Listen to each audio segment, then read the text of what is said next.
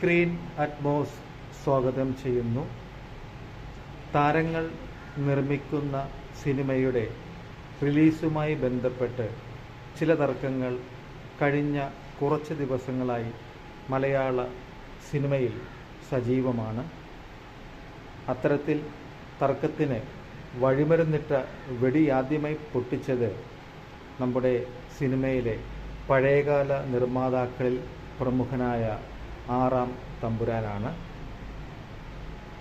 അതിനെ തുടർന്ന് സിനിമയ്ക്കകത്തും പുറത്തും വലിയ രീതിയിൽ വിവാദങ്ങളും തർക്കങ്ങളും കൊഴുക്കുകയും ആ സമയത്ത് നമ്മുടെ യൂണിവേഴ്സൽ സ്റ്റാറിൻ്റെ മനസാക്ഷി സൂക്ഷിപ്പുകാരനായ പെരുമ്പാവൂർ കിങ് രംഗത്തെത്തുകയും ചർച്ചകളും വിവാദങ്ങളും വലിയ മാനങ്ങൾ കൈക്കൊള്ളുകയും ചെയ്തു. പിടിവിട്ടുപോകും എന്നൊരവസ്ഥ വന്നപ്പോൾ ആറാം തമ്പുരാൻ ട്രാക്ക് മാറ്റിച്ചവിട്ടുകയും ഒടുവിൽ അദ്ദേഹം ഇത്തരത്തിൽ ഒരു പ്രതികരണം പറയുകയും ചെയ്തു. അതേതാണ്ട് ഇങ്ങനെയായിരുന്നു: മറുവശത്ത് നിൽക്കുന്നത് ലാലാകുമ്പോൾ ഒരു തർക്കത്തിന് ഞാനാണല്ല എന്നാണ് ഒടുവിൽ അദ്ദേഹം ഇതുമായിട്ട് ബന്ധപ്പെട്ട് പ്രതികരിച്ചത്. നല്ലതാണ്, സിനിമയ്ക്ക് ഗുണകരമാകുന്ന എന്ത് വിട്ടുവീഴ്ചയും നല്ലതിനാണ്. ഈ സമയം തന്നെയാണ് നമ്മുടെ മെഗായുടെ മമ്മൂട്ടി കമ്പനിയുടെ ബാനറിൽ വരുന്ന അദ്ദേഹവും വിനായകനും ലീഡ് റോളിൽ വരുന്ന സിനിമയുടെ ഫസ്റ്റ് ലുക്ക് പോസ്റ്റർ പുറത്തിറങ്ങുന്നത്.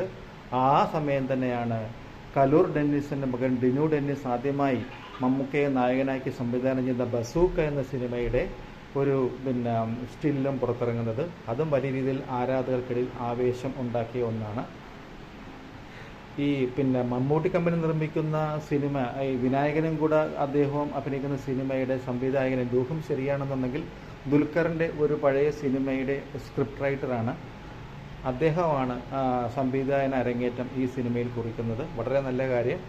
ഈ പുതുമുഖങ്ങൾക്ക് അവസരം കൊടുക്കുന്ന കാര്യത്തിൽ എന്തെങ്കിലും എന്തെങ്കിലും സമ്മാനം ഉണ്ടെന്നുണ്ടെങ്കിൽ, ഗിന്നസ് റെക്കോർഡ് അങ്ങനെ എന്തെങ്കിലും ഉണ്ടെന്നുണ്ടെങ്കിൽ അത് മമ്മൂക്കയ്ക്ക് തന്നെ കിട്ടും. അതിന് മാത്രം പുതുമുഖങ്ങളാണ് അദ്ദേഹം മുഖ്യധാരയിലേക്ക് എത്തിക്കുന്നതിൽ പ്രയത്നിക്കുന്നത്. വളരെ മഹത്തരമായ കാര്യം തന്നെയാണ് അദ്ദേഹം ചെയ്യുന്നത്, പുതുമുഖങ്ങൾക്ക് അവസരം കൊടുക്കുന്നത്. പക്ഷേ മമ്മൂട്ടി കമ്പനിയുടെ ബാനറിൽ നമ്മൾ പുതുമുഖങ്ങൾക്കൊപ്പം തന്നെ മറ്റു ചില പേരുകൾ കൂടി കാണാൻ ആഗ്രഹിക്കുന്നുണ്ട്. മറ്റു ചില സംവിധായകരുടെ ചിത്രങ്ങൾ കൂടി മമ്മൂട്ടി കമ്പനി നിർമ്മിക്കണമെന്ന് മനസ്സുകൊണ്ട് ആഗ്രഹിക്കുന്നുണ്ട്.